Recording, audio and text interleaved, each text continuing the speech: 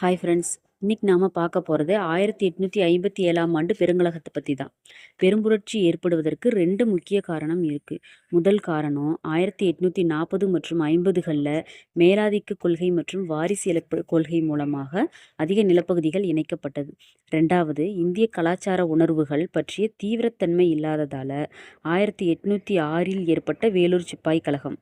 புரட்சி வெடித்ததற்கான முக்கிய காரணம்னு பார்த்தோம்னா புதிய என்ஃபீல்டு ரக துப்பாக்கிக்கு வழங்கப்பட்ட தோட்டாக்கள் தான்.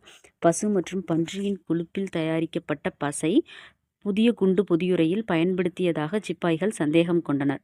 இந்த ரக துப்பாக்கியை பயன்படுத்த மறுத்து 1857 மார்ச் 29 மங்கள் பாண்டே என்ற சிப்பாய் ஐரோப்பிய அதிகாரியை தாக்கினார்.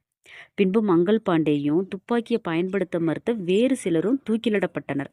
பின்பு 1857 மே 11 சிப்பாய்கள் குழுவாக மீரட்டிலிருந்து டெல்லி நோக்கி அணிவகுத்து சென்றனர். அங்கு 2ஆம் பகதூர் ஷா இந்துஸ்தானத்தின் மாமன்னராக பதவியேற்றார். இதுல கான்பூர்ல நடைபெற்ற புரட்சிக்கு தலைமை தாங்கியது நானா சாஹிப், லக்னோ பேகம் ஹஸ்ரத் மஹால், பரைலி கான் பகதூர், ஜான்சி ராணி லட்சுமிபாய். புரட்சி நடைபெற்ற டைம்ல தலைமை ஆளுநராக இருந்தது டல்ஹவுசி பிரபு. கிளர்ச்சி அடக்கப்படுதல் 1857 ஜூன் மாத தொடக்கத்தில் தில்லி, மீரட், ரோஹில்கண்ட், ஆக்ரா, அலகாபாத், பனாரஸ் ஆகிய பகுதிகள் ஆங்கிலேயரின் கட்டுப்பாட்டின் கீழ் கொண்டு வரப்பட்டது.